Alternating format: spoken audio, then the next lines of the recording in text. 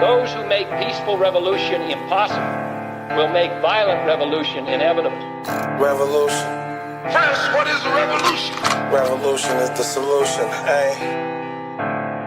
The motive of a revolution.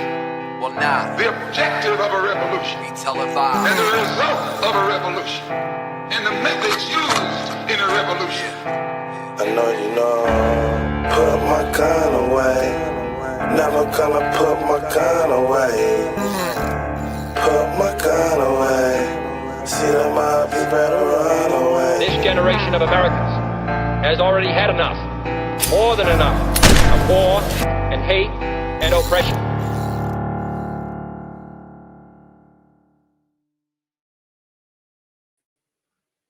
Hello, Internet. Hope everybody is having a fantastic Sunday evening. Got a very interesting episode for you guys tonight. So I don't want it to seem like I'm running an op for Steve Hilton or anything, because I interviewed him last night. And tonight I'm sort of not going to be making Chad Bianco look so good. But I mean, the timing of this just kind of worked out that way. But it is a story that has to be told, and I doubt Chad's going to want to come on the show after this, because the more I dig into Chad Bianco, the more shady shit that I seem to find, and it is not fun. And if you guys remember, obviously you remember the Butler Trump assassination attempt, and then there was the other dude that was lurking around in the bushes outside of his golf course in Florida, and then he had a Coachella rally. And it was rumored, or the news media came out, and Chad Bianco was all over the place saying, we caught a third would-be Trump assassin. And everybody's like, oh my God, a third one.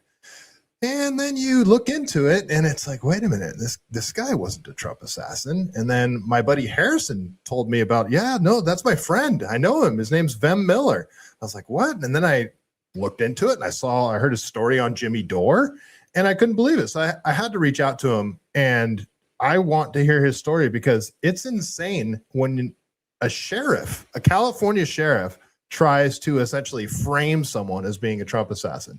So I won't tell his story for you. We'll just bring him in, and he can tell his story. So thanks for joining, Vem. I appreciate you taking the time, man. I appreciate you having me on your show, Michael. Yeah, I really enjoyed actually watching the Steve Hilton interview, and the viewers should probably know, like, our scheduling is not intentional, because I think you were trying to have me or Steve on last week, and then somehow we ended up back to back here. But yeah, Steve had a bit of a scheduling conflict, and like I actually wanted to have Chad on as well, but it didn't. He responded at first, and then he sort of just stopped responding. So kind of interesting, but yeah, I guess he probably won't want to come on after this episode. Yeah. I think, to be honest with you, man, I think I had a lot to do with him going. I call him Basement Bianco now, because since we started really exposing a lot of stuff about him, not just about the third assassin hoax. He was at a debate at this thing called Crossfire. It was Crossfire debate, which I think you could find on Rumble. And he was questioned about a lot of his behavior. And there was a few moments in that where I think it reflected so badly upon him that factored into his decision of not doing debates. And I'll actually be surprised if he does any debates ongoing. They're saying he's going to have some debates in March. But, from that Crossfire debate, if you actually watched that, when he was asked the question about the BLM kneeling, he started to yell at this gentleman named Tony, who's a very popular Orange County-based patriot, Italian guy, and not the kind of guy that I would yell at, to be honest with you. But, he was very vehement that you're just a leftist, brainwashed person. I never kneeled. Well, lo and behold, there's actual video of him kneeling for BLM and saying 100% he's working with BLM. So that kind of, I think, might give the viewers an idea of what kind of individual we're talking about. Another thing that happened at that Crossfire debate is that he talked about how he wishes it was the 60s, 70s, or 80s, where he could take an illegal immigrant behind the woodshed and beat the crap out of them, And I was surprised that, but what's more surprising is that some people started cheering, which I think he had a lot of his people over there, which is kind of scary because I'm not crazy about illegal immigration. I don't think we should be committing international crimes of assault, because that's what it is. If somebody's here illegally, you're still not allowed to beat the crap out of them. You know? Right. I mean, I'm a libertarian, so I have a very nuanced take on the whole ICE situation, and but we'll get into that maybe some other time. But like what you said about, like, he didn't show up to the debates were last Tuesday. Or two Tuesdays ago, I believe. Yeah, 2 Tuesdays. And there was 3 no-shows, and they were really high up in the polls. You got Bianco, Eric Swalwell, and Katie Porter all didn't show up. And Swalwell actually had a legitimate excuse. He had to be in DC to vote. But Bianco tried to make it seem like, oh, my grandson was just born. And then you look into it, and it's like, he was born a month ago. Yeah, he was born a month ago, and then that changed to I had an invite to the White House. I mean, Steve Hilton, I think, exposed that one really well, because they actually offered him this kind of situation, like a Zoom thing, which he could have done from anywhere. But once people look at that Crossfire debate and his performance and how he yells at people and loses his cool, I think probably some of the people behind the scenes were like, nah, you shouldn't do these debates, and funny enough, right after that debate, he launched his podcast, which I think, he thinks is going to win with this kind of basement Bianco approach. Obviously, I'm naming that after the basement Biden of 2020. And I just don't think you could win an election by hiding from debates, especially when there's so many questions about your conduct out there. Well, it's very strange, his whole approach too. Like, he just gives like super blanket canned statements. Like he just came out today. I think you already saw it. I know you already saw it because you're putting him on blast. But he said, we're gonna if I'm elected, I'm gonna end property taxes. And it's like, oh, great, music to my ears. I love the sound of that. How the fuck are you gonna do that? Like really, how are you going to pull that off? And he never says how he's going to do anything. Like, compared to Steve last night, he was like, these are the problems that we're having, and this is what I'm going to do to correct them. And you don't hear Bianco doing any of that stuff. It just, and the whole BLM kneeling thing, it's at first it's like, okay, well, let's see if there was a reason behind it. And then the way he tries to spin it is like, dude, that's not what I saw in the video. You know, like, if you would have just came out and said, like, yeah, you know what? I was trying to protect my city. I did kneel, and it helped calm the situation down. I think a lot of people would be able to be like, okay, all right, like, I understand. I put a black square in my Instagram too, so I get where you were coming from. It was early on in the situation. I think a lot of people would have been more accepting to that, but instead, he's like, I didn't kneel. I was praying. It's like, what? Like, what are you talking about? For 3 years, he's been saying that, which is kind of scary because, look, I'm not a big fan of most politicians. You want your politician to actually, even if they're a liar, you want them to be smart. You know what I'm saying? Where you want to see, okay, the person's suave, is rolling with the punches, which, again, I'm not condoning any lying. Most of these, 98% of these guys, I can't even stand. But he just shows a lack of intelligence on all aspects, because you're right. Like, it would have been very easy to say, look, I did it for the city not to burn down. And I think most of us would have been accepting of that. And rather than that, he says he's praying when there's video out there showing that he's kneeling. And then he yells at voters, which is never a good idea to yell at a voter when the truth isn't even on your side, So bad temperament, all of that. And frankly, when this race started, I mean, obviously I was taking a really close look at it due to the third assassin hoax thing that happened. And, I started noticing a lot of people running that I actually gravitated towards, one of them is Daniel Mercury. A lot of people don't know much about him, but and this is the problem because he's been censored so much. It's people think there's 2 candidates running out there. And Daniel Mercury's like just a really smart guy when it comes to constitutional law, and somebody that should be looked at very seriously. Another guy is by the name of Louis Herms, and his claim to fame is he's been talking about this Epstein stuff for like 10 years, and they called him crazy. They tried to poison him a couple of times. And now it seems like, you know, history is actually catching up with him, where we realize now that almost everything he's been saying for this last 10 years was very legitimate, you know. And Steve Hilton too, you know, I got to appreciate Steve Hilton quite a bit, because when you compare him to somebody like Chad Bianco, and you see that, you know, he's a diplomat when it comes when you talk about Steve Hilton. Look, I really like the balls that Daniel Mercury and especially Louis Herms has. You know, in my opinion, it's hard to compare them with anybody. But when you look at this as, okay, it's either Chad Bianco or Steve Hilton. Steve Hilton could work with people. You know, he hasn't worked in the public trust with this endless ATM machine, which Chad has basically had. You know, Chad's reality has been that he's been sheriff for 7 years now, and he's lost a number of lawsuits. I believe the number is over $100 million worth. This comes out of the taxpayer dollars, right? I had to file a lawsuit against him because he went crazy. I mean, he went apeshit on my reputation when he accused me of being a third assassin, but there's a lot more to that story, because that thing's been going on for 17 months. People thought it was like a day or two of news, but his attacks against me and my family have been ongoing. And it wasn't just that one attempt at framing me. They actually tried to frame me 48 hours later. And I'll get into the specifics of that in a second.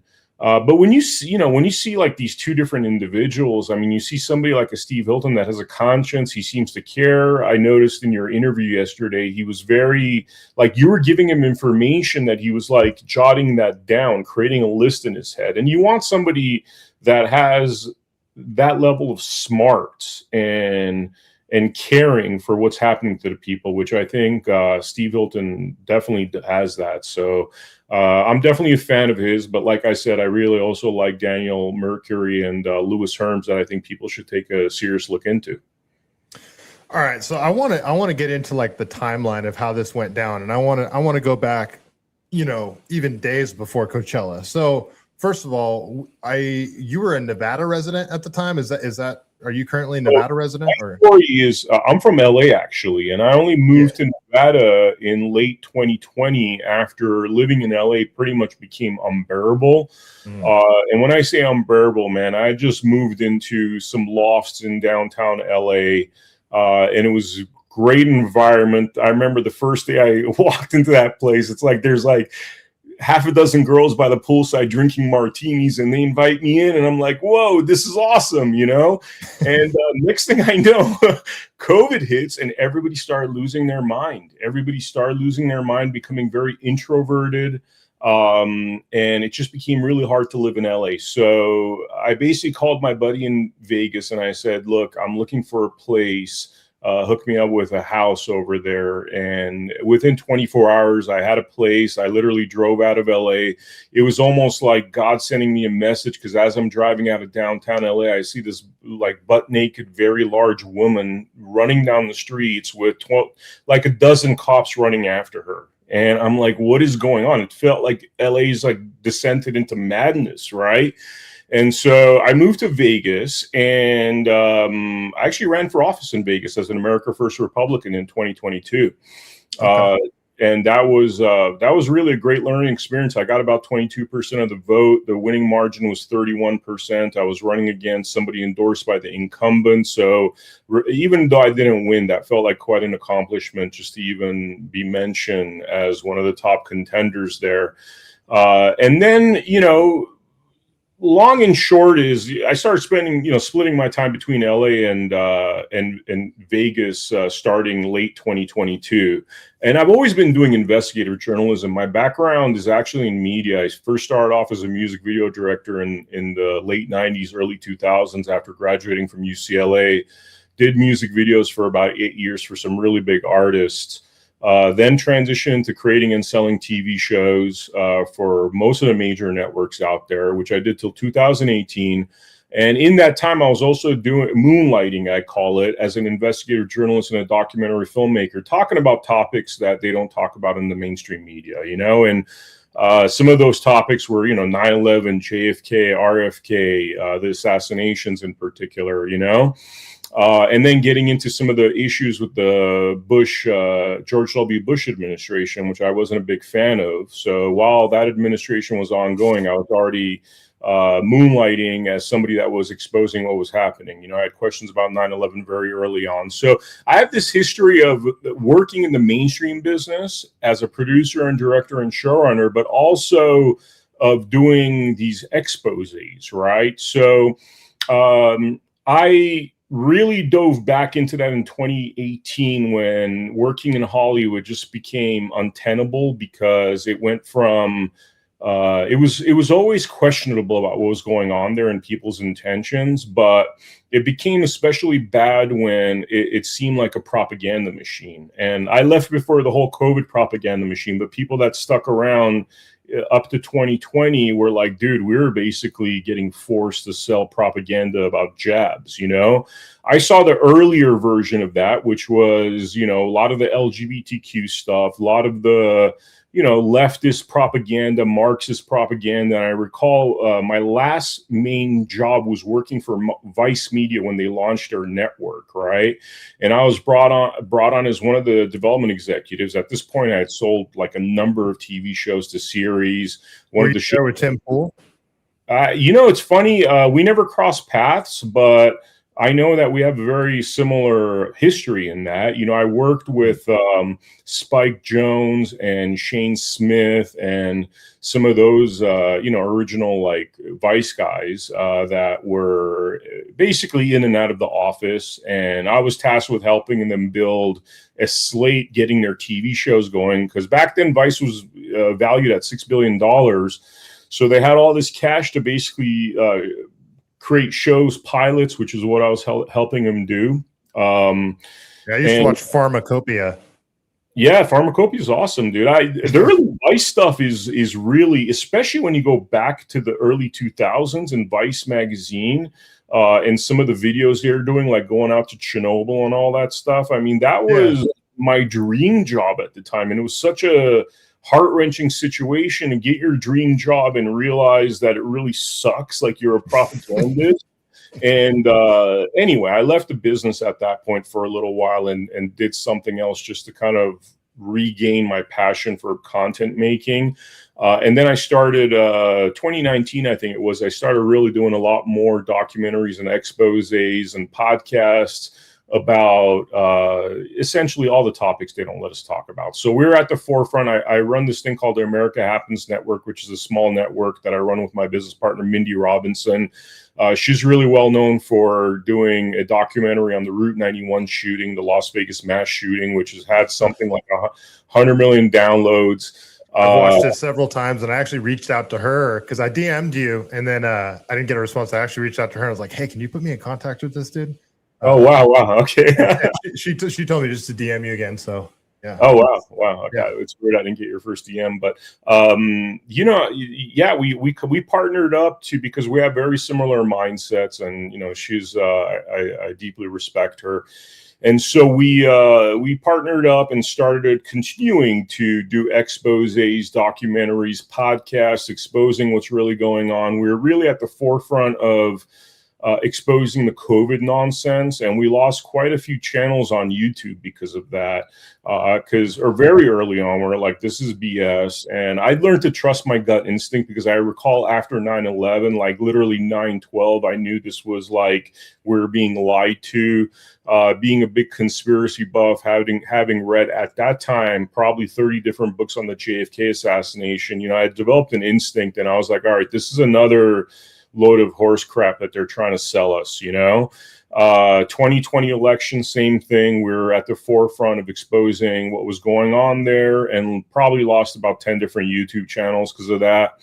You know, what else is there, man? It's like, J6 was another big one. We're actually one of the few outlets that was actually interviewing people about the truth behind J6, what we call the, you know, Fedsurrection, and interviewed a lot of people while they're in prison. You know, we actually were able to record them being interviewed in prison after they got out of prison.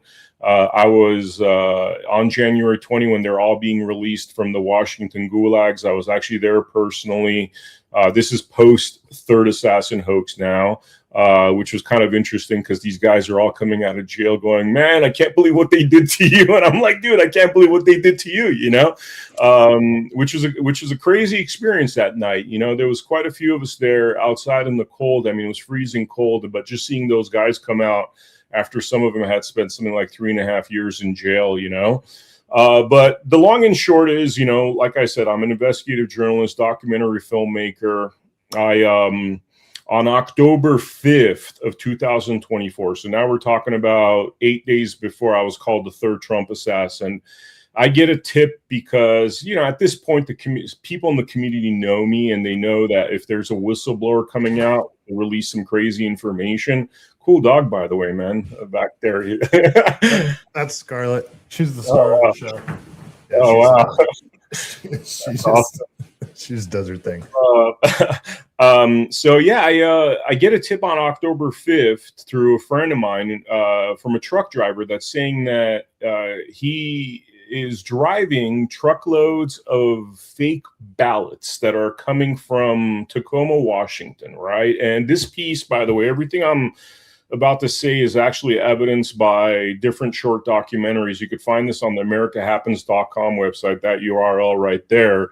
Just look for the motherlode of California ballot fraud piece, right? Which you'll hear the recorded conversations. Obviously, I've altered the people's voices so their identities remain secret. But essentially, I get this phone call from a truck driver stating that, you know, he knows they're doing something illegal and fraudulent because these ballots are being picked up from a parking lot right by a port in Tacoma, Washington.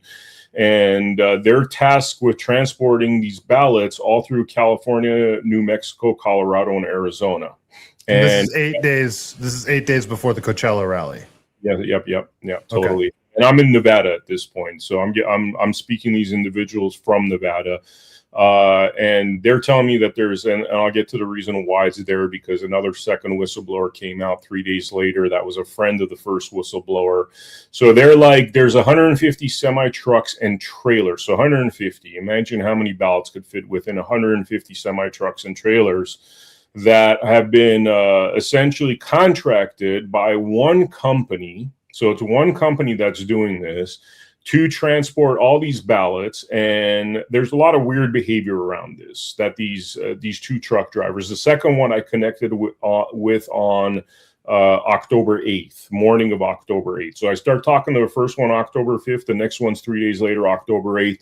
They're friends. They're tasked with the same shipping situation. They're both patriots. They're really concerned that election 2024 is going to be stolen using these fake ballots, right? They both witnessed that these trucks are filled with ballots. They both witnessed that this is right next to a port where the ships dock, right? So they're suspect that these came off of ships. And the second whistleblower then tells me on October 8th that he knows they came off of ships because the cranes, I guess the way the cranes are placed, you know when they've been operational. So he arrives at this parking lot. The cranes are in a position, and there's a big ship right there. And while he's not seeing them literally take these containers off the ships, the cranes are in a position that looks like they were taken off of ships due to their placement, right? And these are, you know, experienced veteran truck drivers, you know, and I would say they're in their early 60s, late 50s, both of them. And so they give me this information, and obviously I'm having a conscience crisis because I don't know if people that cared about that election recall the anxiety we all had based upon 2020 about what was going to happen in 2024. And I certainly, being part of this truther movement, you know, the conspiracy theorists, whatever you want to call us, I was greatly concerned, and my friends, as far as my circle, around this time, I'm hanging out a lot with individuals that are part of that Reawaken America crowd, part of Turning Point. And we're constantly always having these conversations of what's going to happen next because of what happened in 2020. Especially after Butler too, when, I mean, I think everybody's first thought after Butler was like, holy shit, they MK Ultra'd somebody to try to take out Trump, and so, which is why this makes this whole Chad Bianco trying to frame you as a Trump assassin thing. It's like you were a Trump supporter, you were MAGA. Yeah, big time. And I have, like, if people watch the content I created between 2019 and pretty much now, it's very clear that I've done like 1,000+ episodes just in my podcast alone, Blood Money, which is why I got that thing up right there. I've done like 300 something episodes, and most of them are America first. Like, I've never done anything that's like leftist propaganda. It's always been America first. And MAGA, very clearly, like we got 10 YouTube channels banned because we spoke the truth and brought up things that the Marxists don't necessarily want you to talk about, So once I get these calls, I felt like a sense of duty that if I was to ignore this, and then 3 weeks later, 4 weeks later, the election happens and we lose and it's shady again. And again, by the way, as part of my circles is all the voter ballot fraud experts that have been talking since 2020 about what really happened in 2020. I tell myself, look, like, I'm going to hate myself if I don't go see what was going on, because at that time it seemed very much a reality that 2024 would be stolen. And I did not want to be the guy that got the tip and didn't act upon it, because it was funner for me just to not go and whatever, right? So I have a shotgun and a Glock 19. I throw that in the back of my SUV and, properly stored. They're both lawfully bought firearms in Nevada. And the reason why I took my firearms with me is because I've been given 2 locations, one in Northern California, one more towards like Southern California, right on the cusp of Southern Central California, a town called Lubec. And these are the truck stops where these trucks are supposed to be congregating. And part of the information I got from the 2 whistleblowers is that they were being chaperoned everywhere. They couldn't even stop at regular truck stops to take a piss, So they had to stop at one of these 2 truck stops, or if they had to stop, they all had to stop together. They had to congregate together. And there was basically security guards making sure that everything was under control. So these guys are like, dude, that's just like very weird. Even if we're supposed to be moving ballots, crossing state lines, being chaperoned everywhere, being told that we can't pull up to any truck stop, even if you got to take a piss, all that kind of stuff was just very weird, right? For them, they're experienced truck drivers. And by the way, at the same time, I get, they send me bills of lading. I always get that name in the video. It says bills of landing, but apparently they're bills of lading. Bill of lading. Yeah. Lading. Yeah. So they send me these things. And because I'm friends with individuals like Patrick Byrne and other people that were involved in the voter fraud investigations, Patrick Byrne, some people might know, is like a wealthy dude that had supported Tina Peters when they started prosecuting and persecuting her because of her backing the Dominion machines.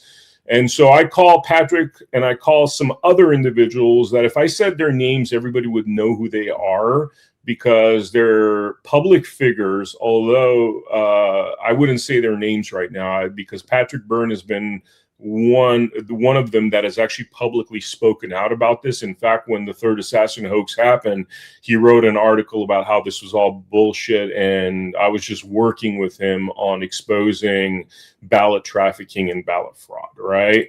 So I essentially I drive out to California.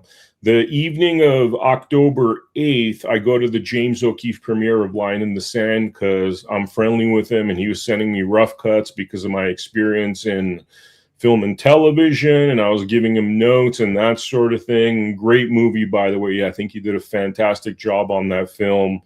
But he invites me to the premiere, and that's October 8th. And the crazy thing about that story is that apparently Chad Bianco was at that premiere too. I never met him. I never saw him there, but my friend Nicole, who's one of the photographers at this James O'Keefe event, was like, dude, I took a picture of you, and then I turned my camera like 90 degrees, and I took a picture of Chad Bianco. You guys were practically standing back to back at this after party event, right? After that party is done, and now we're post midnight, so October 9, morning of October 9, I drive about 3 hours north to Lubec, California, which is where these trucks are supposed to be congregating, and I collect evidence while I'm there. There's some of these particular branded trucks. And by the way, at this point, all the paperwork I've gathered, which includes all these slips, bills of lading, and all that stuff has been given to Patrick Byrne, right? Patrick Byrne's investigators are searching into who the company is owned by. And I'm getting information like the company is owned by two individuals that have committed felonies, and they've not done no jail times for things that, you know, were so severe that you'd think they'd be doing 10, 20 years for these crimes, right? And so Patrick Byrne's investigators basically are like, look, this has all the hallmarks of bad people that are on the hook by the bad guys, because you don't do those kind of very Epstein-esque, by the way, you know, horrible crimes, but they don't do a day in jail. And then lo and behold, they're running this 150 semi-truck trailer operation to move ballots, right? So now we're like 2:33 in the morning on October 9, 2024, and I'm at this truck stop collecting evidence. And really, that's why I had my firearms, because I don't know if anybody's actually driven through a truck stop where there's 400 trucks parked. But even my SUV at the time, which was a brand new SUV, black SUV, I mean, you're dwarfed by the size of these semis. So you stick out like a sore thumb, you know? And knowing this, you know, I had my firearms in the back in case something crazy went down. And not to mention, it's kind of like a one-horse town. Literally, it's a truck stop, and there's not much around it. And so I conduct just really quick. I mean, so non-firearm people might be thinking like, I would never think to bring a gun. Look, as a firearms owner and a firearms enthusiast, if I'm going into a sketchy environment, yeah, it's a tool. A firearm is a tool, and if it's there for your protection, and it's the whole thing is just so much more bonkers because Chad Bianco is supposed to be the pro 2A guy, and it's not like you were trying to carry a shotgun under a trench coat. You had them locked in your trunk, and you fully disclose. So if you don't, so how did this lead up to you coming in contact with the police? Because there's that audio recording. I don't know if that's your audio recording or if it's like it's my audio recording. So what happens is, you know, after I conduct this investigation, that next morning, I didn't know about the Coachella rally when I went from Nevada to California. But that next morning, I found out because a bunch of my friends were like, hey, there's a Trump rally, we should all hang out. And so I call my friend who was running the Clark County Republican Party. I get some special entry passes, hang out in LA for a few days. And then October 12th, I drive out to Coachella with these passes, right? But these passes clearly stayed on there that you're supposed to park basically 1.2 miles away at a external parking lot that's not attached to the rally. And you can't get into the rally by foot, so you got to take a shuttle. So I have this information in front of me. It says it right there on the ticket for people that want to. There's two pieces on the America Happens website that for anybody that wants to verify what I'm saying, other than the mother lode of California ballot fraud, the third assassin piece and the geriatric terrorism piece, show all the receipts to what I'm saying. And the tickets clearly said you're parking off-site and taking a shuttle, right? Okay. So in my mind, it's not like I'm driving to a Trump rally. I'm driving to an external parking lot, and then I got to travel 1.2 miles to the actual rally, right? So I get to the rally in Coachella, or the parking lot, near the parking lot. And this is where the series of lies that Chad Bianco said start, because I wasn't even in the outer perimeter when this began. What I did is I drove up to a deputy outside the outer perimeter, and the outer perimeter, I know where it exists because now I've actually had pictures of it from people that took pictures of my arrest. I drove up outside the outer perimeter and drove up to a deputy and did what I have done in Nevada, like maybe like 24 times when I go to these kind of events, which is that I basically drove up to the deputy, and luckily I thought, I'm having an interaction with the cops. So I have this little handheld recorder. I'm looking around to see if it's on my desk, but it's this tiny journalistic handheld recorder where I'll record ideas. And just to be safe, I just kind of started recording it and threw it into the cup holder as I drove up to this deputy, right? And smart move. Dude, it saved my life because it would have been my word against his, and it's been pretty miserable, even though I had that recording, because people still, it's a sheriff that accused you, and there's a lot of these Bianco drones that come at me all the time trying to tell me I did something wrong, but I truly did nothing wrong. I had lawful firearms.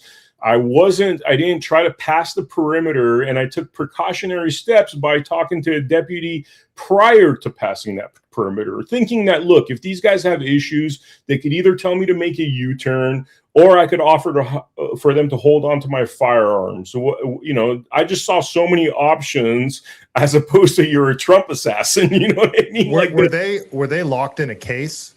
It was in they were, the shotgun was locked up in the back. You couldn't even move it. And the handgun was also locked up too. Yeah.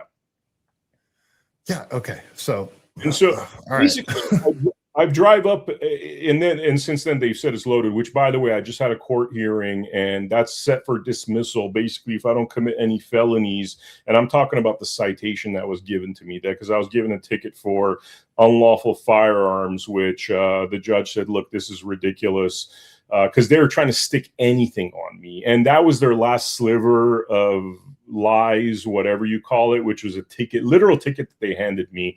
And then the judge basically said that for dismissal because he doesn't think there's much there. Anyway, but long and short, I drive up to the deputy and I say, hey, I'm from Nevada. I have a couple of firearms. I'm a Trump caucus captain because I was actually helping with the 2024 election. Thinking that, you could like easily Google me, search me, and all this stuff would pop up. And it's not the profile of somebody that's leftist or anti-Trump or whatever. You'd see my social media, and all of that shows very much pro-Trump type stuff. And I even offered for the deputy to hold on to my firearms, and that's all on the recording, right? That deputy tells me, and like I said, people could listen to this recording. I have the full versions on the website if you don't want to listen. I have it here if you want me to play it. I mean, it's up to you, it's up to you if you want to. Yeah. I kind of do. But I mean, so I got my friend Tracy here in the chat, and she says, why'd you even tell him that you had firearms? And so I know, I know with concealed carry, you're supposed to tell an officer that you have firearms, like if you get pulled over or whatever. But I don't know if you necessarily. Yeah, I don't know. I've just seen so many instances where people wander into New York and they got a concealed carry from another county, get pulled over, and then they end up doing time because you're not allowed to have a concealed carry in that county. So there's just so many horror stories of even mentioning to cops that you got firearms with you. So, I mean, it's a cultural difference, because having done that in Nevada every single time I've ever parked at a rally, because the rally and the parking are always separate locations. They're they don't do them close to each other because some crazy guy with a car bomb could show up and cause a lot of damage. And I've spoken to a lot of security guards, Secret Service, so I knew this information because of just being familiar. Whenever I've driven up to a rally in Nevada or a rally parking lot, I've told the cops, and Nevada's very different culturally, man, so different, because most of them appreciate you telling them. Usually I tell them because, if somebody breaks into the car, they're aware that, hey, there's firearms in that car. I had that same mindset. I didn't really think about how California is, because firstly, I never had firearms in California. That only became necessary because of my investigative journalism, especially because of the MAGA stuff and death threats and that sort of thing that started around 2020. You know, people mailing stuff to my house, like Scrabble pieces that spell kill, you know, like weird stuff like that. So I thought, you know, let me get a couple of firearms for my own protection, right? Yeah. And having had the practice, you know, in Nevada, I've been pulled over a few times. And if I tell them, hey, I got to, you know, they ask you, and I tell them, both instances where I was pulled over for, you know, being a tad over the speed limit, they didn't even give me a ticket because cops are very pro 2A in Nevada, but apparently not so in California. But well, they're supposed to be in Riverside County. Not really, man. Not really. A lot of that stuff is just playing to the audience, because you don't call somebody a third assassin and you know, attack a person like that if you're really truly pro 2A. Like the right move, again, you know, we keep talking about Chad making these bad moves due to what I believe is a lack of intelligence. The right move would have been for him to have a press conference and say, hey, you know, there's a guy, but I'm pro 2A, so we had to give him a ticket because that's California, but you know, he's a Trump-loving guy. He searches, you know, social media. You know what I mean? There was so many ways to play that where you could actually walk the walk that you're claiming to walk, you know? So anyway, this deputy tells me to pull over. Another deputy comes, and I tell him the exact same thing. You know, got a couple of firearms, just trying to be honest with you guys here. Next thing you know, they're putting me in handcuffs. The deputy says for his own safety and protection, throw me in the back of a boiling hot cruiser. A lot of stuff happened there because I was pre-diabetic at the time, and I had some supplements in the car that they wouldn't let me have. They had all these theories that the supplements are cyanide, and I'm going to try to off myself. So they wouldn't let me have any of that. After 3 hours of keeping me there, they then take me to the police station. That's where the FBI and Secret Service representatives came. They took one look at me and decided not to interview me. And at this point, I'm like, dude, this is not what happens. And by the way, I haven't been accused of being an assassin, but they kind of looked at me, and I knew this was nothing serious, because when the federal investigators are not even wanting to ask you any questions, obviously there's not much meat on those bones, right? But nonetheless, they throw me in jail that evening. After 5 hours, I'm released. I'm handed a citation for one of my, you know, the Glock 19 had a 14 bullet mag, which comes standard in Nevada. Yeah. Apparently that's considered high capacity. 10 rounds. Yep. Which is interesting because, and there was no bail, by the way. It was reported that I paid $5,000 bail, and that was, none of that happened. I was literally given a ticket. They changed those charges because they think they realized that it's very silly to charge somebody that buys a gun in Nevada standard, not special kitted, but standard 14 bullets, and then drives into California, and all of a sudden it's a crime, right? And so, yeah, and by the way, I don't know if people noticed, but the first thing that Trump did when he became president again is he came up with an executive order for reciprocity between states. So silly things like that don't happen. I've been told that the reason for that was because of this third assassin hoax hubbub that happened, and he realized how silly that is, kind of like the New York example that you brought up. So anyway, I'm released the next morning at 1:30 a.m. I go check into, everything was booked up. So the only thing I would find was this one like Roach motel where they were literally shooting an adult film next door. And at 3 in the morning, that's fun. Yeah, at 3 in the morning, my headboard is just banging. It was such a crazy night, man. I was like, it just felt like such a movie, you know? Basically I get a couple of hours of sleep. I wake up in the morning. It's not a great part of town. It's in a bad side of Riverside where they have those kind of roach / sperm motels.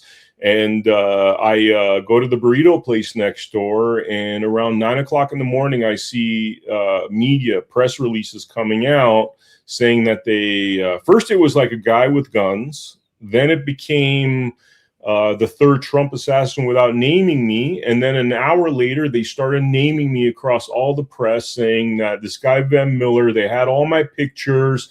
They had the fat versions of me, the skinny versions of me, the versions of me with glasses, without glasses. My phone starts blowing up. And very quickly, you know, because I've been in media for a real long time, I understand when like there's this kind of drip PR campaign happening. So early on, even when I started seeing these articles without naming me by name, I knew that something there was fuckery going on. It was very obvious to me very early on, you know? And so I go back to my motel room and I put an hour something long video together where I explain the series of events that happened. And remember, at this point, they've impounded my car. So that little handheld recorder was still inside the car. And in my mind, they probably found that with the recording that you have and they scrubbed it, right? That's what I was thinking. Luckily, that didn't happen. So when I got my car back a week later, it was still there and the recording was preserved, which frankly saved my life, right? So I put this hour-long recording out. It goes viral across the media, and all the media is using bits and pieces of it where I'm debunking all of Chad Bianco's claims. Nonetheless, at 3 p.m. on Sunday, this is after the FBI and Secret Service have formally cleared me. Now, the FBI and Secret Service theoretically cleared me the day before, where they didn't even decide to interview me. And nonetheless, Chad Bianco, the day after on October 13 at 3 p.m. has a press conference where he announces to the world that his department caught the third Trump assassin. What I later learned. So can I pause you right there? Because I think that's a perfect time to play this clip. It's from your page, and it's apart from Mindy Robinson's thing that she put together. Sure. All right. Let me play this really quick. Sorry, I'm not a professional here, so let me go. All right. Yeah. All right, cool. Let's play this. I'm going to show you evidence that Chad Bianco, number one, lied to the FBI and tried to frame a patriotic American named Vem Miller for an assassination attempt just so he could get the media spotlight for this planned governor run. Number two, Chad Bianco tried to put Vem Miller's life in danger long after authorities had cleared him of being a threat. Number three, Chad Bianco caused fraud, waste, and abuse of taxpayer money as his reckless false statements have cost and will continue to cause the government and taxpayers money. Number four, Chad Bianco put the president's life at risk by diverting Secret Service resources toward non-threatening actors, leaving President Trump vulnerable to actual threats. On October 13, 2024, Sheriff Chad Bianco stood before the world and knowingly lied, saying that his deputies had stopped a third assassination attempt. I am glad that we're not talking about this after we shot him. If you're asking me right now, I probably did have deputies that prevented the third assassination attempt. He was a lunatic. It's people trying to do harm, and thank God we prevented it. And we know that we prevented something bad from happening, and it's irrelevant what that bad was going to be. He calls you a lunatic. Like you openly told the deputy that you had firearms and, hey, you're just trying to like follow procedure here. By the way, I joke about this because like I've never seen a man give himself like a blowjob over and over again like this, where we did this, we did that. And by the way, Chad Bianco is great at that, which is self-complimenting. He goes around and he always says, I'm the best sheriff ever, the most respected sheriff ever. When you look at his actual record, he's actually literally the worst sheriff in California. He's rated number 58 out of 58 sheriffs because his crime-solving record is the lowest out of all the counties, right? So this is, I mean, it's just Chad Bianco. This is who he is. Like, he's the master at giving himself compliments. But when you look at his record, it's not just like he's middle of the road or he's like whatever, slightly above average. He is like literally rated as the worst sheriff in California. Yeah, if you look at the numbers. I want to play a little more of this because it shows your audio recording here. I truly do believe that we prevented another assassination attempt. We know Chad Bianco was lying for various reasons. The FBI and Secret Service had cleared Vem Miller as a threat, and this was posted on social media at the time that Chad Bianco was in the middle of his press conference, where he was contradicting what the FBI and Secret Service had stated. Regardless of this, Bianco kept on lying and contradicting the FBI and Secret Service for days to come. The second reason we know Chad Bianco was lying is because Vem Miller, an investigative journalist, recorded his entire interaction with the Riverside Sheriff's Department. And this recording clearly exposes that Bianco lied about everything of substance in his press conference. So I'm a Trump caucus captain, but I want to be totally transparent. I'm from Nevada, and I do have my firearms in the back. Do you guys want to hang on to it? I mean, I don't mind you guys holding on to it either. Decide what they're going to do. Okay. Just pull up in the Alcon. All right, thank you. Where are you trying to go? Oh, the gentleman, that sheriff told me to pull in here because I told him I have 2 firearms in the back, and I'm just letting you guys know. Solid. Hold on. Lying to the FBI is a violation of 18 USC. All right, that's mainly what I wanted to play there. So yeah, and by the way, for people that want to listen to the whole thing, it's like the whole driving up is available. I just cut it down to like not bore people with that stuff, but you hear me. Like, you hear the car driving, you hear me call this guy over, you hear his audio get closer and closer as his footsteps are getting closer, you know?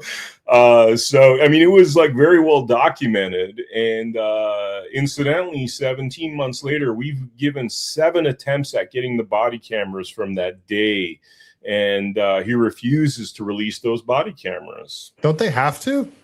They eventually have to, but he is using every excuse in the book to delay that process because it's obvious. He's running for governor. That would be already, it's pretty bad for him, but part of the power he's had is I've been censored like crazy because I don't know who he has behind the scenes. And this is where, how could I say it, man? Having worked in this, in aspects of corruption, how things really work, it's very obvious when somebody's got their finger on the handbrake, so to speak, right? And my social media, especially since and people that go to not Vem Miller on X could see this, like you have my social media hitting all these peaks. The second he runs for office, I think I got one more peak and then it flatlines. Like my reach is killed, right? Then I run this code on all my social media because I have some very clever tech friends, and they show to me that, you know, basically Chad Bianco and his team have put so many labels on my social media, like terrorist level labels. Like there's like mass murderers in foreign countries that don't have as many labels as I have on my social media. And it's obvious it's all Chad Bianco related. Because if you look at my history, I've exposed a lot of judges, a lot of corrupt lawyers, politicians. I mean, hardcore exposés, you know. But for some reason, I don't have a single label from those individuals. But with Chad Bianco, all effort has been put in to completely suppress my social media, which is one of the reasons why it's been hard to get the story out. Post Third Assassin hoax. How do you think he pulled that off, though, getting different social media platforms to censor you? Well, he's a sheriff. He's a sheriff, you know, and you know, if you notice, he's not bashful about misusing his power.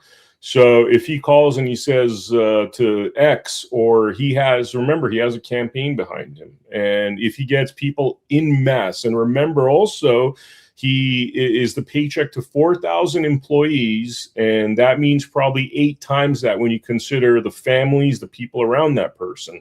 So if there's a bunch of people, you know, saying that this post is offensive, and that's coming in mass in the hundreds and the thousands, in unison to that, he's making some phone calls to high-level individuals and saying, hey, I'm the sheriff of Riverside County, and this guy tried to assassinate Trump or whatever. That was a good impersonation, actually. Yeah, thank you. You know, you can imagine that that'll have its effect. But one thing I do know is that I run the code, and, you know, it's similar to the code that Stu Peters released about a month ago. And which I used. Yeah, anybody could use this. You know, go run that code on Not Vem Miller, my X account. You'll see how heavily censored I am. Same thing with Facebook and Instagram. It's like, even though I have a certain number of followers, the ratio is like, I'm getting 1% or 2% of the reach that I normally would, you know? I've found ways around that, like repeat posting, and I have a lot of documentaries and evidence that, short documentaries and evidence that I keep posting because, frankly, it's become a bit of a crusade for the last 17 months to make sure I expose this guy correctly, you know? Apparently, so my friend Tracy says she just tried to go to your X account and it says it's temporarily restricted right now. Yeah. I wouldn't be surprised. That's how it is. You can't even, when you search my not Vem Miller. I mean, I know that when you search not Vem Miller, it won't even show up at all. So I did have trouble finding you, and I can't speak for other social media platforms, but like X is my bread and butter, and I know that the easiest way to kill someone's reach is to do mass reporting campaigns. So if a bunch of different accounts report your account, it kills your reach. And you know, if you have a social media team behind you, it is easy enough to get something like that going. Okay, so fair enough. In fact, I'm checking my socials right now to see if, see, your account has been locked. It's so funny, man. On Twitter? On X right now. I gotta move the arrows and all that stuff to. What the fuck? Like, right? It wasn't before this episode started.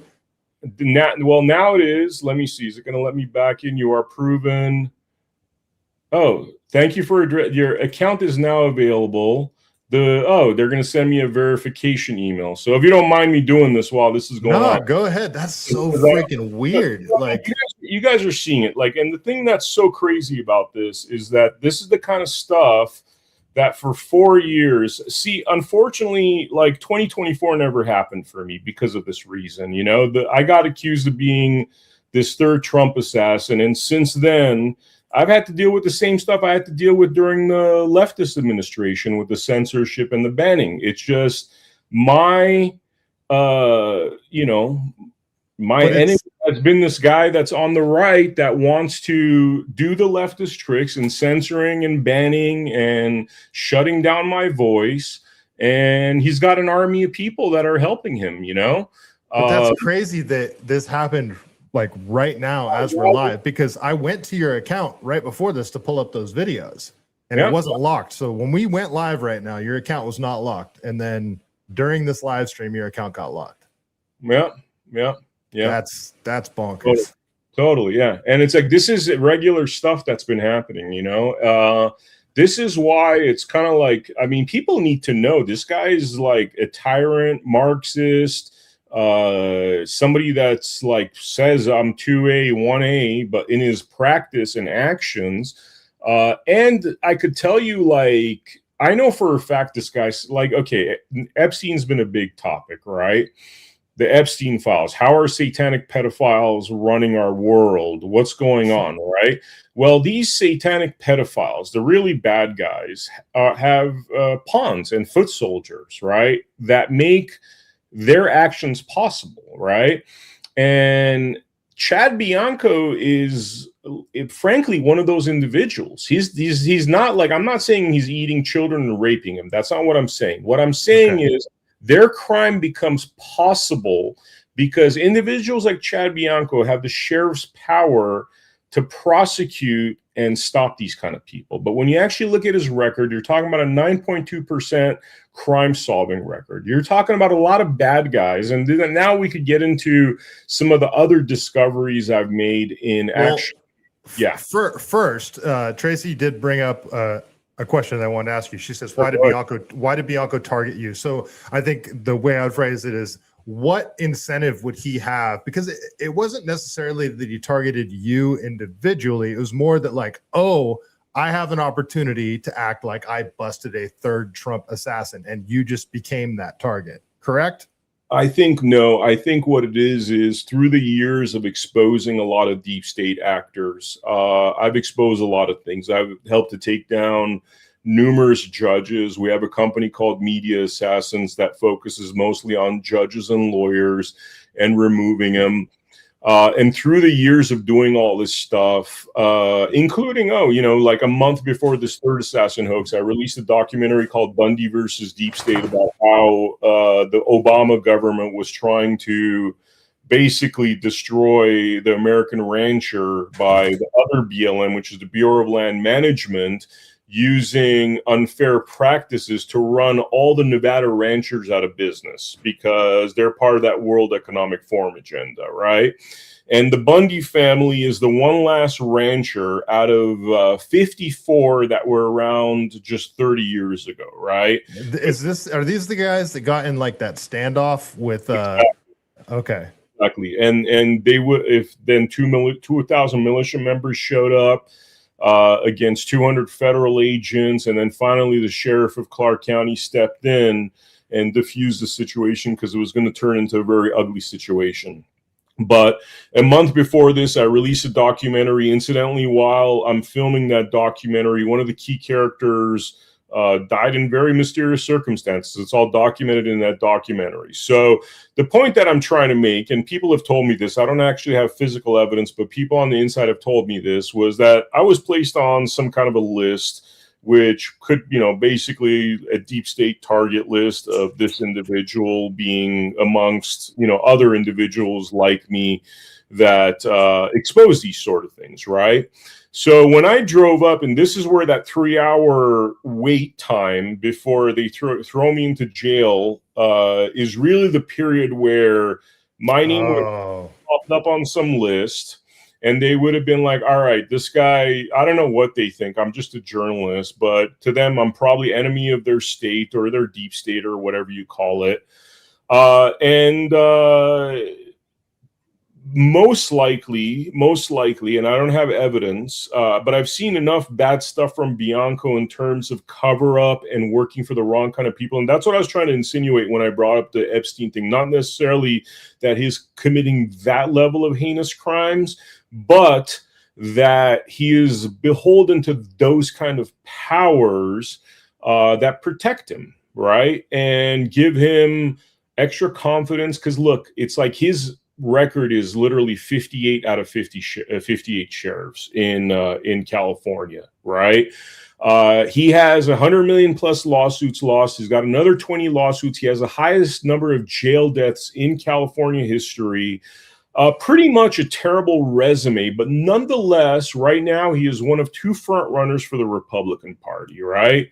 And we've seen this throughout history. We've seen this throughout history with individuals that you're like, like John McCain, for example. Trump says John McCain was a horrible person. There's a lot of people that say he was a horrible person that did horrible things. Nonetheless, he became the presidential frontrunner, right? There's a lot of people on the right that think Obama was a very terrible person, right?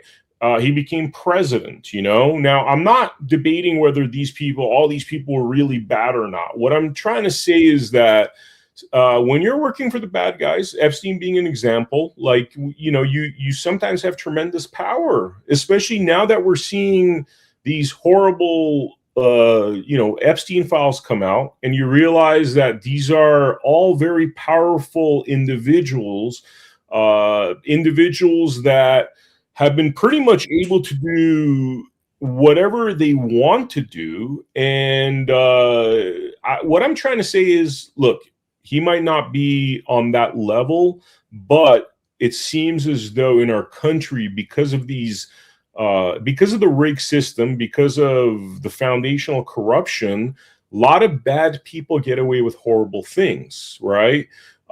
Which, by the way, after this whole third assassin hoax on the 13th, the next day, the LVMPD shows up to my parents' house, and you could actually look this up. It's called Geriatric Terrorism. It's another piece with body cameras. And it's pretty clear that their intent was to break into my parents' home without a warrant, to plant some sort of things. Now, there's many officers, a few of them that have been, retired, but retired honorably. One of them, Michael Lujan, that is actually a really good interview as a follow-up interview to my story, because what he will tell you is that their intention was to plant some sort of something inside my house to close the deal with the Chad Bianco false accusation that happened. So how long later was this? How many? This was 27 hours later at 5 p.m. on October 14. And again, these are all body cam footage that people could watch and make your own decision, like as far as here. So hold on really quick. So yeah. you got detained, and then you're released. You find out that there's a smear campaign being run against you, framing you as a Trump assassin. And then within hours, the cops show up to your parents' house. The next day. So I go into hiding on the 13th because now I'm under after I make that video, the one I was telling you about in the motel room, which is right after all the news was blasted all over the place. Yeah. I put my phone on airplane mode. I recorded that. I try to upload that video while I'm at the motel and the internet's not strong enough. And I start thinking to myself, like, wow, they really screwed up on this one. And how do you get out of this one? Because it's so bad. It's obvious I was no assassin. So then it kind of occurs to me that, dude, their next move is to like literally like kill me probably. Like that's probably what these bad individuals are thinking. Like we need to erase this guy or frame this guy for something, right? So I go into hiding at that point. I go into hiding 6 hours from Riverside. I literally catch an Uber that drives me for hours, and I go into hiding somewhere where I stay in hiding for quite a bit for, over a month, you know? And while I'm in hiding, I did not know this happened until later, which, by the way, one other thing I wanted to point out that I forgot to mention is that morning of October 13, Chad Bianco actually told the Epoch Times and other press that I made verbal statements, I'm here to kill President T, right? And that shows in the video where I focus on it. He said that to the Epoch Times that I made verbal statements, okay? So imagine you have all this information, you're an investigative journalist, a dude that you were working with a month before on the Bundy versus Deep State thing mysteriously dies, right?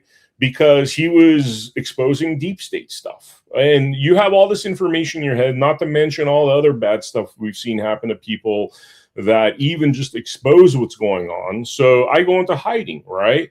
The next day, now we're October 14, 2024 at 5 p.m., the anti-terrorism unit from LVMPD shows up to my parents' neighborhood, right? And this we got the body cams for, which is in the geriatric terrorism piece, which is that they're trying to force their way into my parents' home, right? And they're very adamant about it. And you could tell that most of the cops believe that this whole thing's nonsense because they're like, wait a minute, this guy couldn't have been an assassin because the news reports are saying he was released, right? But you see two bad cops in there, the sergeant, the guy that was in charge of that operation, and what seemed like his minion saying, no, we heard he's back in this neighborhood. He killed his parents and then went to kill Trump. This is the story that they're selling to the cops. And this is all recorded, by the way. I know this sounds outrageous, guys, but just watch geriatric terrorism, okay? And you hear from their own mouths. They're like, no, he killed his parents. He went to kill Trump. And the parents' bodies are rotting inside there. And that's why we need to break down this door and enter. And the other cops are like, wait a minute, dude, that doesn't make sense. They released him. They wouldn't have released him. But you see the sergeant and his minion be very adamant that they need to break into the house. Okay. So my parents at first were quiet, acting like they're not there. And these guys are going all around their property to the backyard and all that stuff. You hear the conversations. A lot of it's muted, which God knows what's in those muted conversations. But the stuff that wasn't muted was clearly trying to set me up as like some parent killer that went to kill Trump. And you could tell that a situation was created. And this is where you hear, oh, the dude got shot because he was reaching for a water bottle or something. Had I been there, I think I would have been shot down because these guys were now sold this idea that I'm a murderer. So imagine I open the door and I do something like flinch and these guys gun me down. And then the next day, the news comes out saying that this crazed assassin guy that almost killed Trump was shot down in Nevada. And then the story's closed. Chad Bianco gets to escape and, you know, nothing comes out about his indiscretions. Or and these are things, by the way, that like these deputies and sergeants and captains have told me that have actually worked with Chad Bianco. Okay, this is where as we get into the court cases, because I have court cases against them, these people will be subpoenaed and they're going to, you know, do discoveries and that sort of thing, right? And these people will tell you what I'm about to tell you right now, which they believe that their intention, Chad realized, okay, I screwed up really bad. right? This guy clearly wasn't an assassin, and that could have been intentional. That could have been some kind of a deep state situation, whatever it is, right? But the next step then became to go to my parents' home to make sure they got into the house for what I just said, where, oh, he was there, he reached for a water bottle, we thought he was a gun, and we killed him, you know what I mean? Or they go in there and plant something, which is, you know, so easy to plant something. You find a laptop, you're like, ooh, this guy was Googling, how do I kill Trump? You know what I mean? That kind of shit, you know? So anyway, that's what I think their intention was. Luckily, what happened is, look, I'm friends with a lot of activists that are have seen the dirtiest of the dirty. One of them is a gentleman by the name of Steve Sanson, who's an activist with Veterans in Politics in California. And when all this stuff went down, I'm in hiding right now. I don't even know this is going on. But my mother, who's friends with Steve Sanson, who, by the way, for the last 30 years has been exposing police corruption. He knows that all cops aren't good cops. And by no means am I talking about all cops are bad here, because if you listen to that footage, you'll realize that most of the cops on location were like, dude, this is silly, but you have two guys that are riling everybody up with false information, and that's how the train leaves the tracks, right? So Steve Sanson's called by my parents around 5:30, 6 p.m. that day, about an hour after the cops came to that neighborhood. He's told that, look, there's these cops trying to like literally bust our door down. He shows up. Steve Sanson is friends with the sheriff of Clark County. He's also friends with the mayor, knows a lot of judges, works with a lot of judges. So he sees these guys doing what they're doing, trying to force their way into my parents' home. He's like, dude, you guys don't even have a warrant. Why are you bothering this couple? They're like, oh, we just want to do a welfare check. And it's like, the crazy thing about it is that if you look at it, it looked nothing like a welfare check. It looked more like we're trying to give these old people a heart attack by banging on their door, yelling at them, like all kinds of abusive behavior. Again, it's all in the videos and the body cams, you know? And so Steve Sanson at this point starts making phone calls to the judges and the sheriff and the governor. And these cops realize, okay, this guy's calling some, you know, big time, hardcore individuals, and they eventually back down and they leave the neighborhood. So that's kind of like the assassin saga. But like then it getting to today is like Chad Bianco kept the lie going, right? So he went on his media tour on the 13th, 14th, and 15th of October. But then we have a lot of videos, and again, you could see the pieces. Geriatric Terrorism especially has video of him, posts that he's made, again accusing me of the same false accusations. He's told people that I had a gun under my car seat that was loaded, which is totally untrue. And people that were told that lie have come forward and decided to present testimony for me, which you could find in our lawsuit, where there's affidavits in there by individuals that were told these lies. And now we're getting into like 5-6 months after the assassin hoax, right? Then there's postings from just last December, Christmas, where he's like, yeah, he was at a Trump rally with guns, you know? Again, categorically untrue, because that day, the geography of how that thing was set up didn't allow me to be in a quote unquote Trump rally with guns. That just didn't happen, right? But he has to justify his behavior, especially as, you know, and this is part of the reason why he's become a basement Bianco individual, not showing up to interviews anymore where he doesn't control the narrative. You'll notice, by the way, that a lot of the interviews he's done is with these paid influencers that won't ask him the BLM question, won't ask him the third assassin question, won't ask him about his record, the jail deaths, the murder cover-ups, which for people that want to look up at Jamal Brown, these deputies let this guy die by not giving him insulin over 48 hours. This guy died an agonizing death, and it was all captured on camera. And then Chad Bianco, as his dual role as coroner, said the guy died of a drug overdose. And he's getting sued for that as well from the father of Jamal Brown, which is one of his 20-plus current lawsuits going on.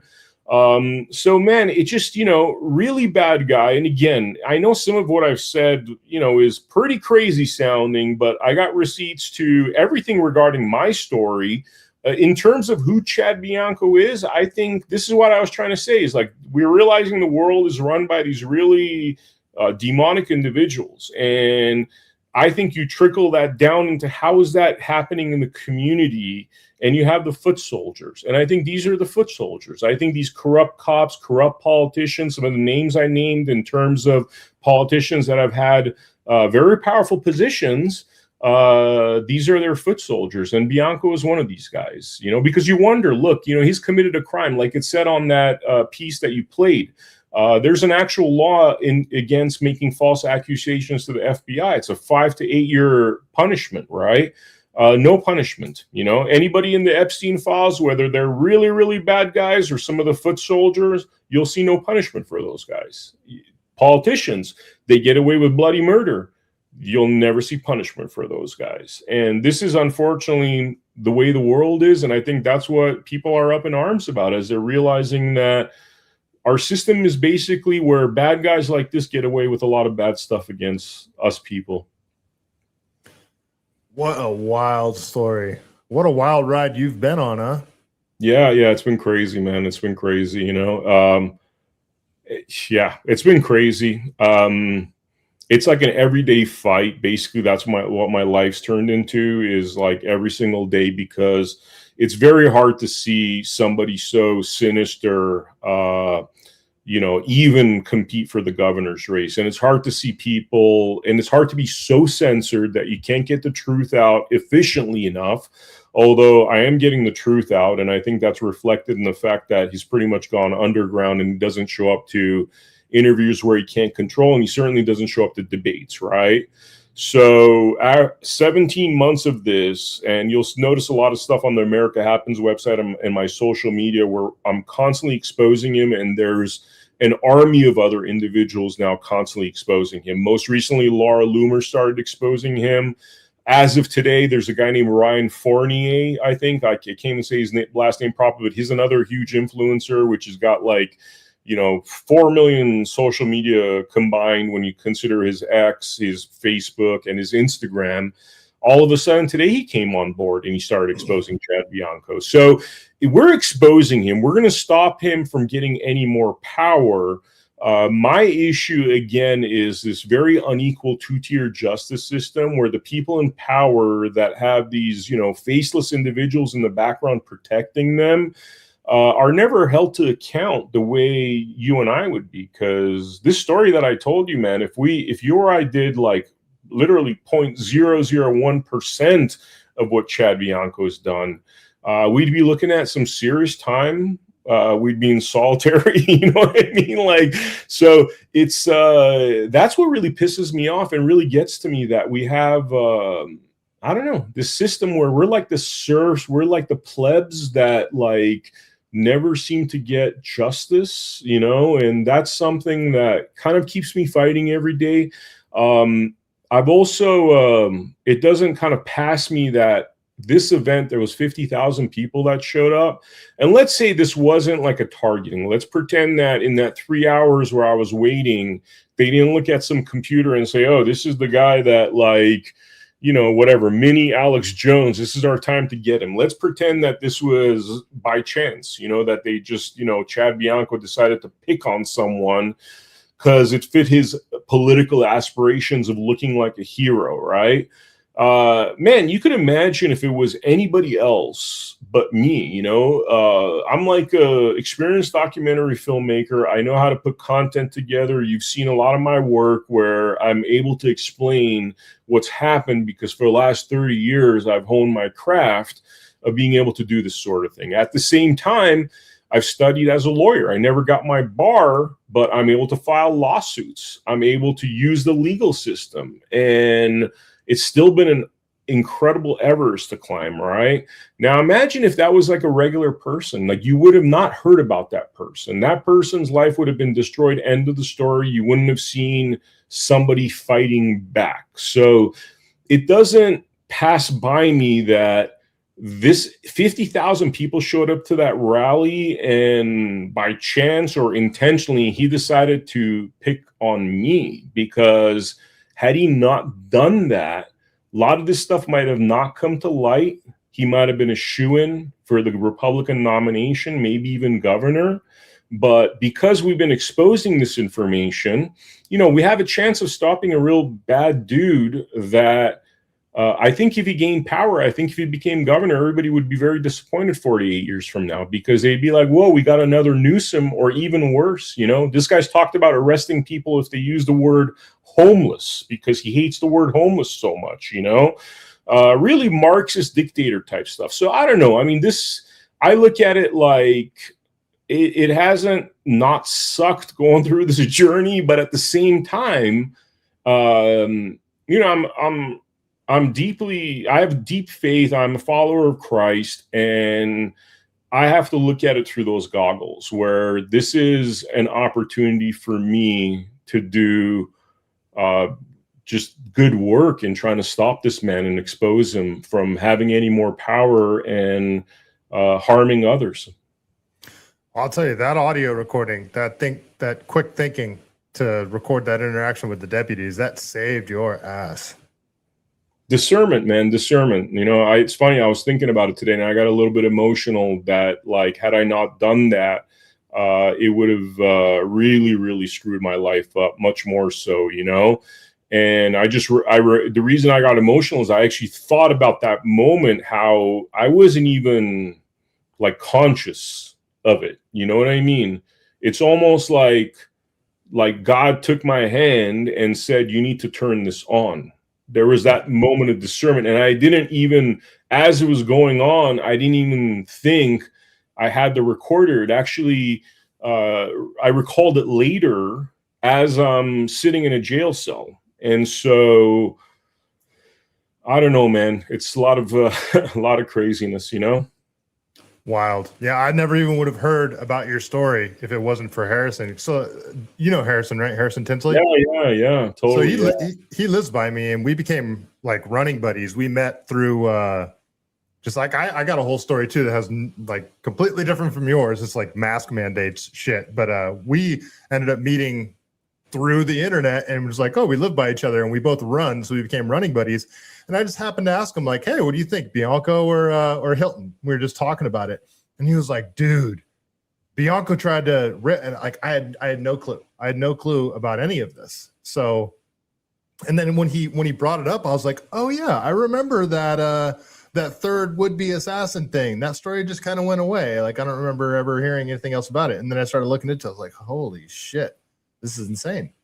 Yeah. And what's more insane is he has a ton of backing from prominent Republicans in the California Republican Party. And I know. And he's got ride or die people. I mean, there's even one of them here in the chat that's just like, I'm still voting for Bianco. It's like, okay, like I'm not here to tell you can't vote for whoever you want to vote for, but I mean, like, to me, looking like I'm a middle class guy. I got a regular job. This is just a hobby of mine. I'm not even monetized on YouTube. Like, looking at it just from like a California middle class citizen perspective, this is completely disqualifying for me, And I told you when we were talking before, like a week ago or something, like, dude, I've never voted for a Democrat in my life, but I would vote for Matt Mahan over Chad Bianco. Oh yeah, big time. In fact, I've actually looking at Matt talk, because he's not a hardcore leftist. He's more of a centrist JFK Republican.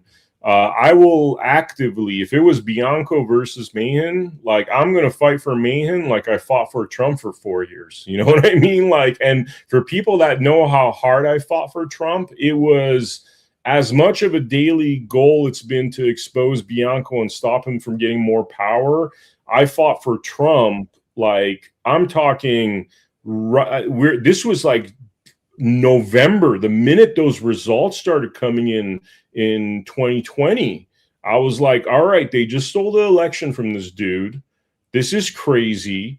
And I went to work. And that's what I spent 4 years focused on. And that climaxed with the finding of the truckloads of ballot fraud. That was like the climax of that journey, which I felt like, you know what, I did. Like Larry Bird said, Larry Bird, when he was playing basketball, he's like, I left everything on the court. He walked away from that court to retire, feeling like he did everything possible to play the game at the highest level. And that's how I felt fighting for Trump for about 4 years, you know? Well, that passion is what I would put into somebody like Mahan, because I know what a monster this guy is. And I know that there's these, I call them Bianco drones, you know what I mean? And I, you know, it's crazy to me that, like, as American citizens, we could look at the ills that are happening to somebody else and not be able to internalize that. You know what I mean? Like, there's people out there that, like, mothers that are like all about justice and all that, that know what Bianco did and they still support him. And I'm like, when I ask him, okay, let's say your son was the one that got falsely accused and his parents attacked and terrorized for 17 months, would you still vote for Bianco? And they're like, of course not. You know, well, if you look at, you know, now let's look at these individuals, the crazy Woody Allen types. Look, they have children of their own, but they're out there raping children. So why can't you see that the thing you don't want to happen to your child that is so evil and repulsive is also what you shouldn't do to somebody else's child. You know what I'm saying? And that level of community, I think we've lost, and that's resulted in us getting some serious monsters in our political realms. It really has, you know, because however way you look at it, even if you don't like a Hilton or a Mahan, they're not monsters. You know what I mean? They're not monsters. But frankly, Chad Bianco is a monster on every level. And it's not just my story. It's like there's so many other stories, like the Jamal Brown murder cover-up that he said was a drug overdose. That dad was completely defamed, the world thinking that his son died of a drug overdose, when his son died because for 48 hours his deputies refused to give him insulin. You know what I mean? And so I don't know if we gave a shit for our fellow citizens, which has really been my game. You know, if you look at America Happens and the interviews I've covered, you know, there's been definitely bad things that have happened to me, but 99% of the media we've released as a company is all about the bad stuff that happened to other people and exposing that bad stuff, so those bad individuals don't remain in power, right? A lot of the individuals that I've been able to remove from their power positions didn't do bad things to me. They did bad things to people. And, you know, I'll give you another example. There's a lawyer out there named Connie Reguli, who put a man in jail for 250 years for raping his daughter that didn't do any such thing. And the guy's having to go through the legal process. He's going to be released eventually, but he would have spent 5-6 years in jail based on false charges, right? John David Cunningham, that happened to, is not like my family. I don't even know him. I met him twice before he went to jail. And, but I take offense to that, man. I take offense to that because I don't want that sort of thing happen to other people. So I think there's something karmic there, man. You know, it's as much as crazy stuff's happened to me, a lot of great things also happen. And, you know, it's about a clean karma. It's about like walking in the steps of Christ and do unto others as you would want them to do unto you. And that's the way I live. And if, you know, in my history of the last 8 years of doing this stuff shows that I'm about exposing bad guys. And if bad guys did, you know, that gentleman that'll still vote for Bianco, if you were to call me and be like, dude, these cops beat the crap out of me and, you know, broke my nose because they just wanted to beat me up, I would probably cover his story to help him out. You know what I mean? And I wish other people had that. I'm not trying to be like, I'm better or whatever, but you got to give a crap about your fellow citizens, you know, fellow we the people. Otherwise, monsters will continue to take over our country. Yeah, 100%. It's a lot of this. The tribalist mentality definitely isn't just on the left, and it is you know, having compassion for your fellow citizen type thing. Like I use the example all the time where, you know, I live in Santa Cruz Mountains, and I'm surrounded by leftists. But yeah. I'm a trail runner. I love dogs and I love nature. So a lot of the people that I meet naturally out on the trails are leftists. But if we're both out at a state park going on a hard, difficult trail run, and you know, we're both talking about how much we love dogs, I have way more in common with you as a leftist, where we share these commonalities that I do that somebody that agrees with me 100% politically, but they refuse to even look at like a leftist as a human, you know. And it's we live in very polarized, insane times, because it wasn't like this back in 2014, 2010.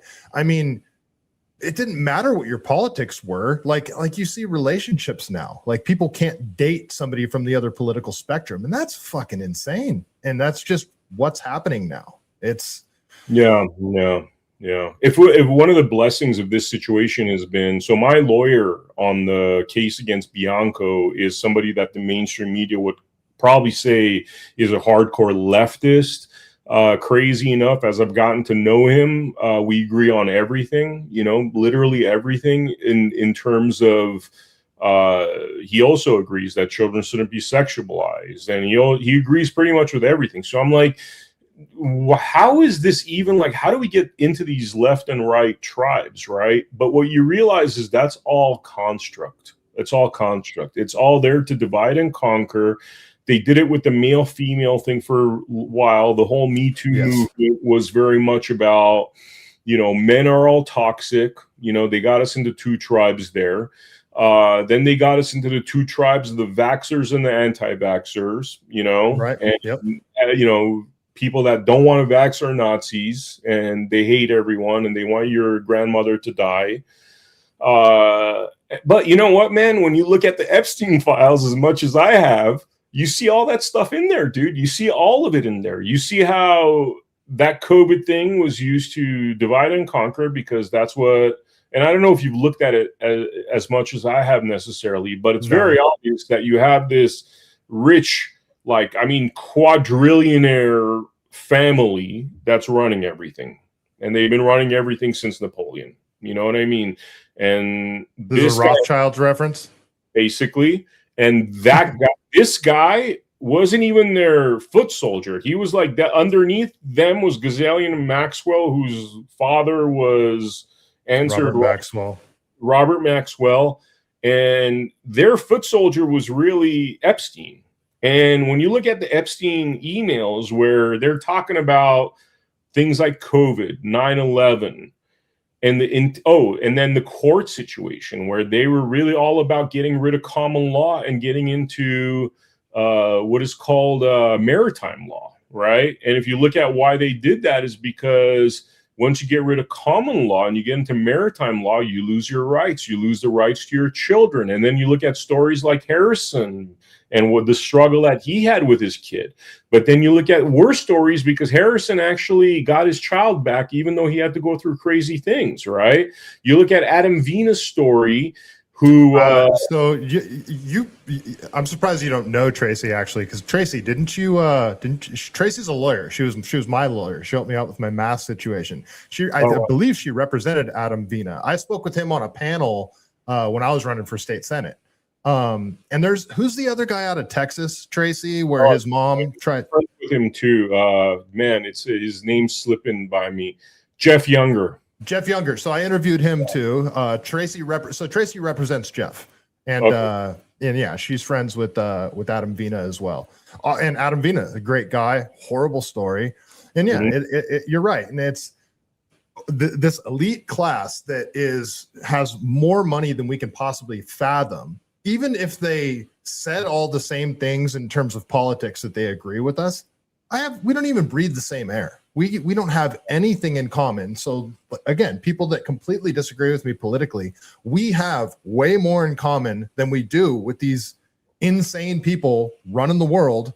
And somehow, I can't remember who I heard say it earlier, but I've been saying this type of thing for years, is somehow we need to get back to, like, we used to disagree. We used to agree on what the problems are. We just disagreed on how to solve the problems. Now it's like the left and the right, unfortunately, has been divided into not just different politics, but different realities. Like, we're living in different realities. And if you can't agree on what's real anymore, then, I mean, there's no fixing it. And it's like they've fractured reality. They haven't just fractured society, they fractured reality. Let me ask you, like, because I don't know that much. Are you a believer in God? What do you subscribe to? Yeah, so I consider myself a Christian. I talk about this a lot on my show. So I was baptized Catholic. Well, I was baptized by the Catholic Church. I was my dad was Baptist. Well, my dad's side of the family is Baptist. So my mom's side of the family was Catholic. But I was raised. My parents didn't want to raise us religiously because they wanted us to like find our own way. And then I look back and it's like, well, shit, I found my way to God. I wish you would have sort of pushed me in that direction. But I mean, long story short is I always say I'm like Fox Mulder with Jesus and being resurrected. I want to believe, but there's like the part of my mind that's like somebody can't come back from the dead, but I want to believe. So that's sort of where I'm at with my faith right now. And I actually talked to my buddy, I don't know if you know him, Adrian. He was the head of the California Libertarian Party. He was the chair of the California Libertarian Party. I talked with him about this stuff because I'm like looking for answers. So I'm still, I can't even really call myself a Christian, but I think the 10 Commandments is a good way to sort of live your life. And I like all of Jesus's teachings. It's just, I struggle with my own faith. I'm probably not explaining that well, but that's cool. No, it makes a lot of sense. I mean, I'm kind of like, at this point, I mean, what we're seeing, I believe, is completely biblical in terms of what they're trying to do, because the descent into very simple things like an Adam Vina should never not see his kids because he doesn't agree with a political agenda of a Marxist judge, right? Yeah. It should be that, hey, marriage doesn't work out as long as you're not a danger to the children. You get to split the time between, the two parents, as long as both parents are of sound mind, 50-50, not this proactive legal process that drives people to bankruptcy, destroys their lives, destroys their confidence, sexualizes kids before they've even been in puberty. Like all this stuff is very satanic type agendas. And I think that's what we're facing right now, man. I think now that the big evil has been revealed. And for anybody that's seen the actual Epstein files and what they've done to these children and how they prey on the vulnerable, it makes a lot more sense why this trickles down to the street level and we have these evil monsters on the street level. Because when they play, and I knew this in Hollywood, by the way, it's not like in Hollywood I didn't get the idea that, hey, if I did X, Y, and Z that was evil and these bad guys got dirt on me, meaning, drugs, sex, having sex with underage girls, then I would have been given real rewards in this life, but nonetheless been their slaves, because that's the situation these people are in. Like all the bad guys, right? I guarantee you 1000% that Chad Bianco's got some heinous stuff that these bad guys have, and that's how they wield power, because that's just the way it works, right? And again, allegedly, just got to throw that in there. Allegedly, I'm trying to protect you, my friend. I mean, look, it's the thing about lawsuits is there's something called discoveries, and when you could drag people into court under subpoena, it's like no bad guy wants to be in that situation. That's why I talk all the smack about Chad Bianco, because I understand the legal process, and 17 months onwards, if anything I said was untrue, he could always sue me for defamation. But when it's true, the last thing you want is to confirm it in court, because then it becomes a matter of law. And then that's when the criminal charges have to start, because now it's been exposed in front of a judge and affirmed in front of a judge, right? But that's really the way this world works, and I kind of saw that. Look, I went through being a music video director, Jay-Z, P. Diddy, Kanye West, like all these DMX. I did a video for DMX. I did a video for Master P. Like all these things went, at that time there wasn't YouTube, so it became like buzzworthy music videos on MTV, Nah. Yeah, so I've been in some. In fact, if you look at the commercial for the Kanye West documentary, they put me in there meeting Kanye West before he was even famous in the Def Jam offices, and I lived right across the street back in 2002 when that went down, right? So I've seen some stuff, and I've seen the Kanye West of the world who stay on one side of the tracks and don't do the crazy, nasty stuff, right? But then I've seen individuals like Jay-Z who do the crazy, nasty stuff. you know? Marina Abramovich. Yeah. And they become billionaires. They've given all the worldly power out there. You know what I mean? So I don't know, man. The more I look at the construct of how all this is, it kind of affirms my Christian faith, like, you know, more than I've ever felt it's true. And I think we're in this biblical times right now, man, where this stuff that's come out is either we're going to be slaves for the next 1,000 years. And I really, truly think that that's the way it looks, because at this point, they've showed us that they could sexualize the kids and there won't be an uprising. They could give you the jab that destroys your health. There won't be an uprising. They could censor you. They could shut you down. And now the next step is, oh, guess what? We're like murdering and raping children. And if something doesn't break at this point where we're like, you know what, we're done with this institutional web of corruption, we're looking at some dark times. Or it could be the opposite, where people are like, you know what, we're done with this, whatever that looks like. We're not paying our taxes. We're no longer, whatever form that takes in. But I really think we're at this climactic situation right now where, and I recommend people as dark, depressing, and traumatizing as it is, look at some of the stuff that's come out, and I think it'll show you the nature of the world, you know. And then the story of what happened to me, and that being a retaliation, because I'm one of those guys out there that's been exposing this stuff for years. It might make some more sense to you about how the world really works, you know. And I think people are truly faced with that one or two choices, you know what I mean? You could live your mediocre life as a slave. You could expose things and fight what's going on. You know, that's it. Those are the two options, I believe, you know. Well, gotta keep the faith and stay positive, right? Best you can. Yeah. No, I'm very positive, but I get that frankly from my faith in God, because I think these times have been foretold, and that's what Christ's journey was all about. You know what I mean? This is why I live in the forest surrounded by redwoods and go trail running, man. Yeah. Yeah. Well, Yeah. dude, what a wild story. All right. Well, I mean, is there any last tidbits you'd like to throw in there? Where can people find you? That sort of thing? Yeah. So my ex, as long as I don't keep getting banned, which is at not Vem Miller, right there. America Happens is another one. And I have another X account too, just in case, which is just Vem Miller X, Vem Miller with an X behind it. And yeah, I mean, you know, right now it's like I'm kind of involved in this race quite a bit, trying to make sure we get a good governor for California.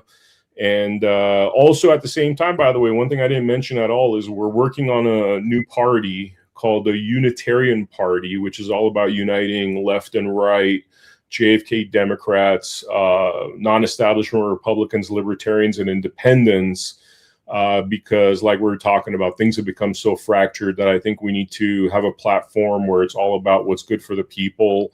I'm working with some tech individuals on that, and we're rolling that out really soon, the Unitarian Party. And other than that, also doing a family law documentary right now about family law corruption.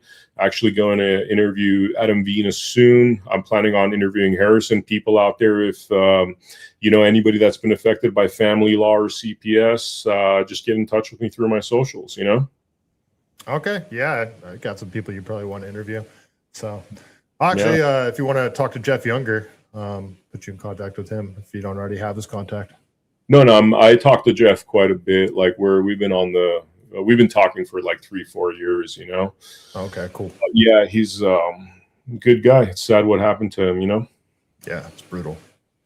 Well, all right, man. I really appreciate you taking the time to come on here. Maybe we could do it again too. So yeah, anytime. Next time I know this was a bit of a downer journey I just took you guys on, but you know, that's the kind of times, you know, go on X right now and see what's being exposed, and you know, that's where we are right now as a country. I think hopefully better days are coming. I'm hoping, like, you know, everything just improves for the entire country and this division and all that stuff goes away, because I just don't see it going anywhere positive if we don't make a course correction soon, you know. That's why we're launching the Unitarian Party, because I think we achieve much more from people being united on the ideas we could agree upon, as opposed to this constant division. 100%. I need to put you in contact with Tracy here in the chat. She's my lawyer. She's represented some of the people who we talked about. She's out of Monterey here. She's the head of the California Parents Union, so she probably just followed you. So look out for her contact. Awesome. Yeah, I appreciate you, man. All right, Vem. Before we get out of here, I have to end the show on a good note. So I read a joke from the greatest book ever written, The Truth About Chuck Norris. But this is the sequel. This is Chuck Norris Cannot Be Stopped. Sort of one of my favorite books here. So you guys know the rules. I open the book to a random joke. I read it. Sometimes it's good. Sometimes it's not. Chuck Norris, joke of the evening. Chuck Norris doesn't have an open door policy, but he does have a closed fist policy. And on that note, folks, stay Cali based. All right. Thank you, man. Thank you, brother.